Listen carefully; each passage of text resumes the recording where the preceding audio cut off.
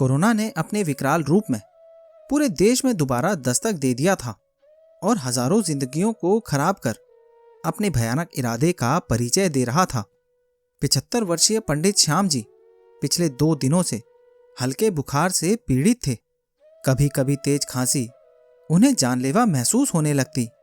3 बेटियों व बेटे बहू से समृद्ध उनका परिवार उनकी सेहत को लेकर काफी चिंतित था। कोरोना महामारी के लक्षण उनकी चिंता बढ़ाने के लिए काफी था। अब उन्हें सांस लेने में समस्या होने लगी थी। उनके उचित इलाज के लिए अस्पताल में अदब बेड की तलाश जोरों पर थी। बड़े प्रयासों के बाद शहर में एकमात्र कोरोना अस्पताल में एक बेड का जुगाड़ करके पंडित श्याम जी की बेटी नीमा उन्हें लेकर अस्पताल पहुंच गई। अस्पताल के बाहर मरीजों की भीड़ मौत का दृश्य उपस्थित कर रहा था।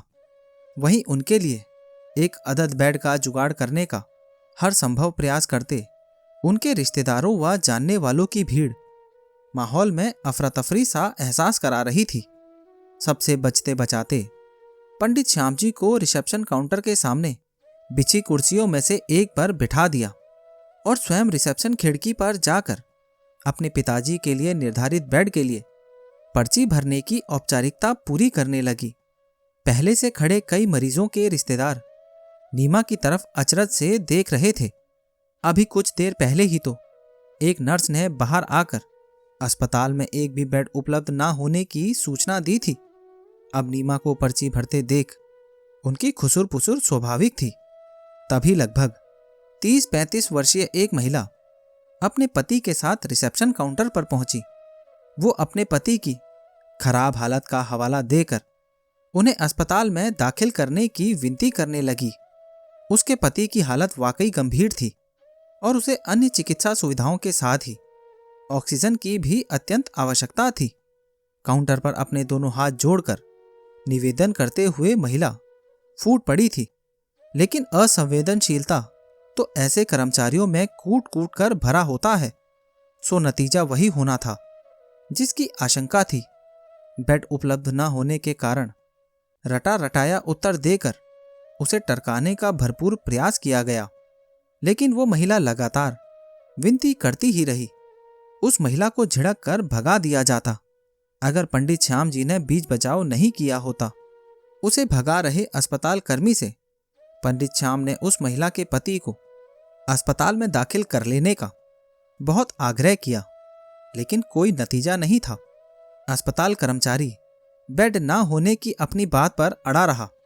इसी बीच पंडित जी ने मन ही मन एक खतरनाक निर्णय ले लिया था। उस महिला को अपने बगल की कुर्सी पर बैठने का इशारा करके वो खिड़की के सामने खड़ी अपनी बेटी नीमा के पास पहुंच गए और बोले, बेटा देखो, अब मुझे कुछ अच्छा लग रहा है। शायद घर पर ही इलाज से ठीक हो जाऊं। इसीलिए तुम ये बेड मेरे लिए मत लो। इस व्यक्ति की हालत देखो, इसकी स्थिति गंभीर है। बेड की इसको सख्त जरूरत है, मुझे नहीं। बेड इसको दे दो। पर्चा भरने में मशगूल नीमा अपने पिता की बात सुनकर सन्न रह गई। तत्काल उनसे कुछ कहते नहीं बना, लेकिन कुछ पलों के बाद ही उसके मुख से निकला, लेकिन पिताजी, आपकी सेहत। उसका वाक्य अधूरा रह गया जब पंडित श्याम की गंभीर आवाज उसके कानों से टकराई। बेटी, मेरी चिंता ना करो, मैं बिल्कुल ठीक हूं। और फिर मेरा क्या?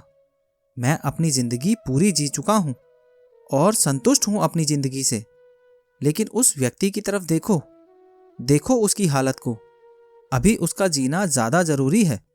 मेरी बात मानो बेटी, दे दो अपना बेड उस व्यक्ति को। पिता की बातें सुनकर विवश नीमा की आंखें छलक पड़ी। अभी वो अनिश्चय की स्थिति में ही थी कि तभी पंडित श्याम की आवाज ने एक बार फिर उसे झंझोड़ दिया था।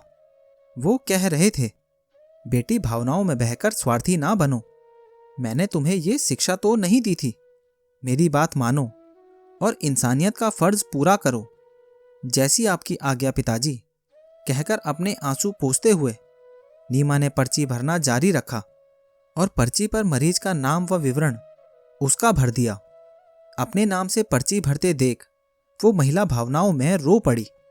कुछ देर बाद उस व्यक्ति को अस्पताल में दाखिला करा के नीमा गीली पलकें लिए अपने पिताजी के साथ घर वापस आ गई। व्यर्थ के सवालों से बचने के लिए नीमा ने अस्पताल में बेड ना मिलने का बहाना घर वालों से कर दिया। पंडित श्याम जी को अपनी बेटी का ये झूठ बड़ा प्यारा लगा और उसे मन ही मन ढेरों आशीर्वाद दिए। उन्हें अपनी बेटी पर गर्व की अनुभूति हो रही थी और चेहरे से संतोष झलक रहा था। कोरोना अब पंडित श्याम के कमजोर जिस्म पर पूरी तरह काबू पा चुका था। उनकी सांसें उखड़ने लगी थी। परिजनों के हर संभव प्रयास के बावजूद वो कोरोना से हार गए। नीमा ने अस्पताल में फोन करके पता लगाया। उसने जिस व्यक्ति को अस्पताल में भर्ती कराया था वो अब काफी हद तक खतरे से बाहर था और काफी तेजी से उसके स्वास्थ्य में सुधार हो रहा था। घरवालों के करुण विलाप के मध्य ही नीमा की नजरें ऊपर उठी। सामने का दृश्य देखकर वो आश्चर्यचकित रह गई। शुभ धवल पोशाक में उसके पिताजी आसमान में उड़ते हुए से लगे। उनके जिस्म से एक रोशनी निकल रही थी और उन्होंने एक महिला का हाथ थाम रखा था जो लगातार मुस्कुराए जा रही थी। उस महिला की तरफ घूमती नीमा की नजरों को महसूस करते पंडित श्याम जी मुस्कुराए और बोले, बेटी, इनसे मिलो, ये है इंसानियत। आंसुओं से भीगी झिलमिलाती पलकों के मध्य दोनों हाथों से नमन करते हुए नीमा ने देखा।